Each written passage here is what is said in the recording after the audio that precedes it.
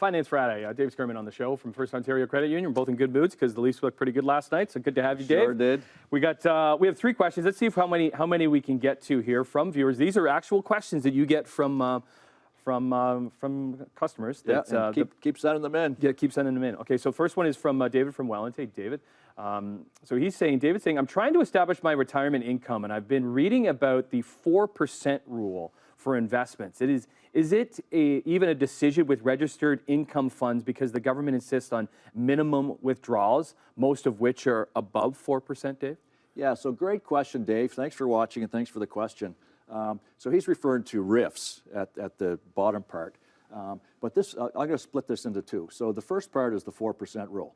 That was based on a study done a number of years ago on if I had a pool of investment funds, let's say it's non-registered, how much could I take out every year and not have that pool of funds deplete? So have it, last into almost perpetuity.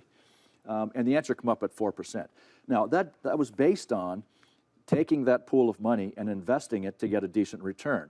So what they used for a return, they looked at historical returns over 50 years, and it was a 60% equities and 40% bonds. So that was the balanced investment return on that fund. So let's say, for an example, you had $1 million for retirement, and you took you invested it in that pool of investments, or into 60% equities, 40% bonds. Over that 50-year period, history showed that it would return over for 7%. So in year 1, you'd have $1 million and 70,000. And if you took out 4%, that's 40,000. So that pool of funds is actually increasing over the years, not decreasing. And it would actually be about 18 years before it got back down, because the 4% is really only year 1. After year 1, they took out 4% plus inflation, so you could maintain your spending power of that 4%. So now RRIFs, quite different story, because the government tells you how much you have to take out of your RRIF. Right. A lot of people don't start taking money out of the RRIFs until age 72 because of the fact that you can keep RRSPs till the end of the year you turn 71. So if you start taking your RRIF out at 72, the government says you have to take the minimum of 5.4% out every year. So your RRIF is going to be depleted a lot quicker than if you use the 4% rule for non-registered funds. So the 4% rule, go with the 4% rule. Yeah, if it's non-registered funds, okay. Absolutely. This is from Ron. Ron says, I'm 66, retired and get old age pension, Canada pension, a Dofasco pension, and I draw from my LIRA and RRSP. So lately, every year, my wife and I have to pay more income tax when we file. This year, it was $6,700. Should we have more taxes taken off our pensions, or should we just leave things as they are? Again, great question, Ron. If you're wondering what a LIRA is, it's a locked-in retirement account. It's like RRSPs, but comes from a pension plan of an employer.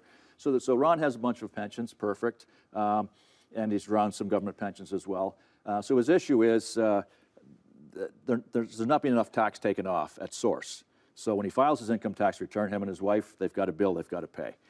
So yes, you could ask the government or your other pensions to take off more tax, and then you wouldn't have that bill. But think of it another way. The government's not paying you interest on that. It's your money. They're not paying you interest on that during the year. Another option could be take $500 a month, put it into a savings account, high interest savings account, call it my tax account.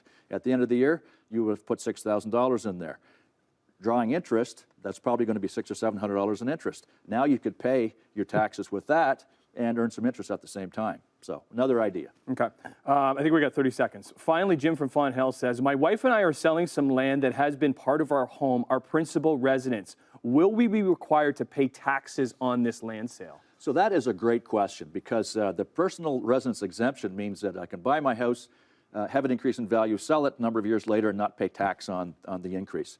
But there's a limit on the amount of land you can have with your house, and that's 1 1/4 acres. So anything over 1 1/4 acres, you would have to pay a capital gains tax on any gain.